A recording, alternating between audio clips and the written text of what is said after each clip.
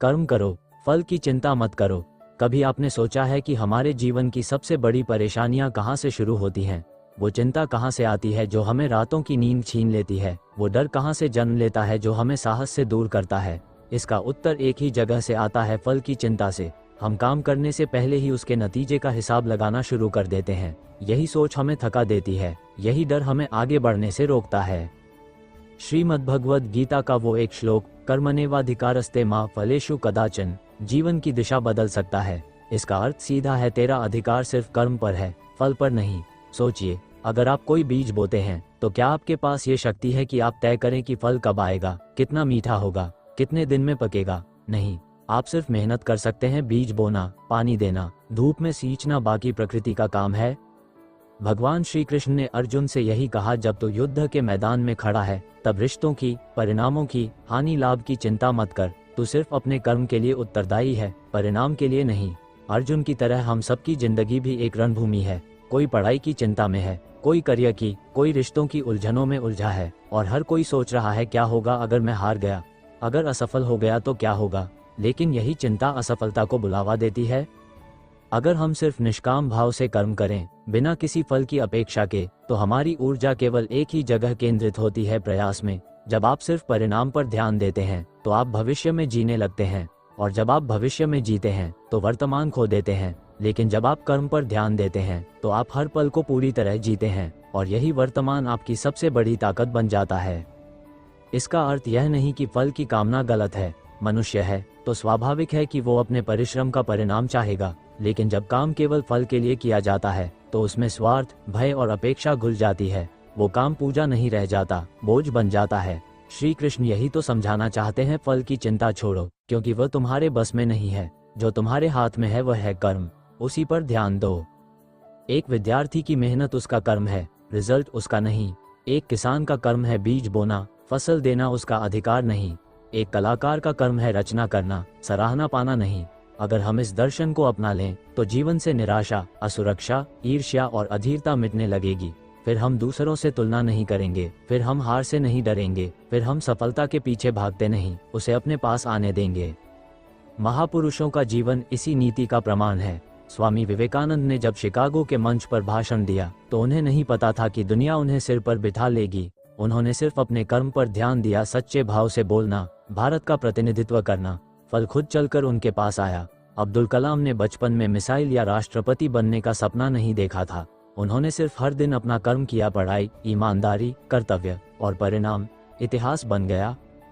हमें ये समझना होगा कि फल कभी तत्काल नहीं मिलता और कभी वैसा नहीं होता जैसा हम चाहते हैं। लेकिन जब हम ईमानदारी से कर्म करते हैं तो जो फल मिलता है वो हमें आगे बढ़ाता है, हमें वो सिखाता है जो कोई और नहीं सिखा सकता।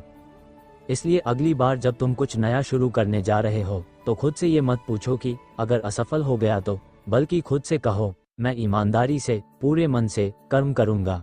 अगर मेहनत सच्ची हो तो फल चाहे जब आए वो तुम्हारा ही होगा, और उससे भी बड़ा होगा जो तुमने कल्पना की होगी। कर्म ही पूजा है, और पूजा में स्वार्थ नहीं होता। कर्म ही तपस्या है, और तपस्या में फल की लालसा नहीं होती। कर्म ही सेवा है, और सेवा बदले में कुछ मांगती नहीं।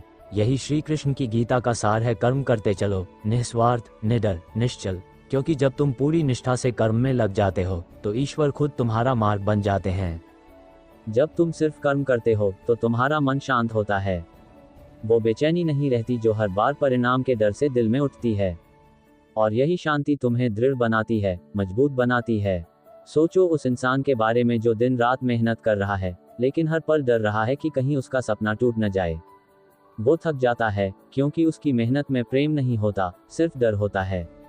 लेकिन जो व्यक्ति बिना फल की चिंता के सिर्फ कर्म में लीन होता है, वो थकता नहीं, वो खिलता है। ये जीवन एक परीक्षा है, लेकिन ये परीक्षा सवाल नहीं पूछती, ये देखती है कि तुम अपने कर्म में कितने सच्चे हो। हर कदम पर तुम्हें अवसर मिलेगा, या तो तुम फल के लोभ में पड़कर शॉर्टकट्स लेने लगो, या फिर धैर्य रखकर सत्य के रास्ते पर चलो। अगर तुमने धैर्य चुना, सच्चाई चुनी, मेहनत को पूजा बनाया, तो देर सही पर जीत तुम्हारी ही होगी। कभी कभी भगवान जानबूझकर देर करते हैं, क्योंकि वो तुम्हारी परीक्षा नहीं ले रहे, वो तुम्हें मजबूत बना रहे होते हैं। तुम्हारे कर्मों का फल तुम्हारे मुताबिक नहीं, तुम्हारे लायक आता है, और जब तुम लायक बन जाते हो तो वो फल तुम्हारे जीवन को धन्य कर देता है। लेकिन याद रखो, फल की अपेक्षा छोड़ने का मतलब यह नहीं कि तुम्हें लक्ष्य नहीं रखना है। लक्ष्य तो प्रेरणा है, दिशा है, पर रास्ते में चलते समय तुम्हारा ध्यान सिर्फ कदमों पर होना चाहिए, मंजिल पर नहीं, क्योंकि जब कदम सच्चे हों तो मंजिल खुद चलकर पास आ जाती है। आज की दुनिया में हर कोई जल्दी में है, जल्दी अमीर बनना है, जल्दी मशहूर होना है, जल्दी सब कुछ पाना है, लेकिन गीता हमें सिखाती है तेज नहीं, सही रास्ता चुनो, क्योंकि जो फल जल्दबाजी में आता है वो ठहरता नहीं, और जो कर्म से, संयम से, समर्पण से आता है वो जीवन को बदल देता है। इसलिए आज से खुद से एक वादा करो, मैं हर दिन मेहनत करूंगा, पूरे दिल से करूंगा, मैं अपना कर्म करूंगा, चाहे हालात जैसे भी हों, चाहे सराहना मिले या ना मिले, चाहे लोग समझें या ना समझें, मैं अपने कर्म में सच्चा रहूंगा, क्योंकि यही सच्चाई, यही निष्ठा अंत में मुझे वहां ले जाएगी जहां मुझे होना चाहिए। जीवन एक समुद्र की तरह है, उसकी गहराई तुम्हारे डर से नहीं, तुम्हारे समर्पण से खुलती है। डूबो उसमें कर्म के भाव में, निष्काम सेवा में, शांत मन से, और देखना तुम्हारे भीतर की सारी उलझनें, सारी बेचैनियां, सारी उम्मीदें एक नई शक्ति में बदल जाएंगी। यही है श्री कृष्ण का संदेश, निडर होकर कर्म करो, न भरोसा टूटेगा, न तुम्हारा रास्ता, फल तुम्हारे भाग्य में है, लेकिन कर्म तुम्हारे हाथ में है। और जिस दिन तुम सिर्फ अपने कर्म से प्रेम करने लगोगे, उस दिन तुम्हें फल की परवाह नहीं रह जाएगी, क्योंकि तुम खुद ही फल बन जाओगे। जब इंसान कर्म करता है तो वो ब्रह्मा का रूप बनता है, क्योंकि सृष्टि निर्माण सिर्फ ईश्वर का काम नहीं है। हर वो इंसान जो ईमानदारी से अपना काम कर रहा है, वो भी इस दुनिया को गढ़ रहा है। एक किसान जब बीज बोता है तो वो नहीं जानता कि बारिश होगी या नहीं, सूरज कितना तपेगा, लेकिन फिर भी वो खेत में अपना पसीना बहाता है, क्योंकि उसे विश्वास होता है अपने कर्म पर। आज तुम जो मेहनत कर रहे हो, शायद उसका फल अभी नजर न आ रहा हो, शायद लोग तुम्हें देखकर हंसते हों, तुम्हारे सपनों को छोटा समझते हों, लेकिन एक बात याद रखना, जब पेड़ बड़ा होता है तो शुरुआत में उसकी जड़ें जमीन के नीचे फैलती हैं। कोई उन्हें नहीं देखता, लेकिन वही जड़ें एक दिन उस पेड़ को आंधियों से लड़ने की ताकत देती हैं। तुम्हारी मेहनत भी वही जड़ें हैं, फल भले देर से आए, लेकिन जब आएगा तो वो दूसरों की छांव बन जाएगा। फल की चिंता करना तुम्हारे विश्वास को कमजोर करता है।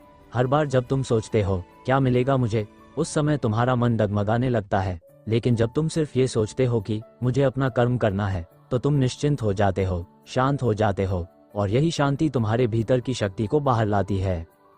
कई बार तुम्हें लगेगा कि तुमने बहुत दिया, लेकिन बदले में कुछ नहीं मिला। ऐसे वक्त में याद रखना, हर अच्छा कर्म कभी व्यर्थ नहीं जाता, वो किसी न किसी रूप में लौटता है। शायद तुम्हें नहीं, लेकिन किसी ऐसे को जो तुम्हारे कर्मों का हिस्सा बना। यही है निष्काम कर्म, जहां तुम सिर्फ देने की भावना से काम करते हो, न कि पाने की लालसा से। भगवद गीता का ये श्लोक, कर्मण्येवाधिकारस्ते मा फलेषु कदाचन, सिर्फ एक उपदेश नहीं, बल्कि जीवन की सबसे बड़ी सीख है। ये तुम्हें बताता है कि तुम इस संसार में सिर्फ एक कर्मयोगी हो। तुम्हारा काम है चलना, लड़ना, गिरना और फिर उठना, लेकिन फल वो तुम्हारे हाथ में नहीं, वो उस परम शक्ति के हाथ में है जो सब देख रही है। और जब तुम खुद को इस सच्चाई के साथ जोड़ते हो तब तुम मुक्त हो जाते हो।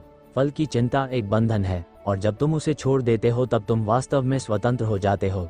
यही है असली शांति, यही है असली सफलता।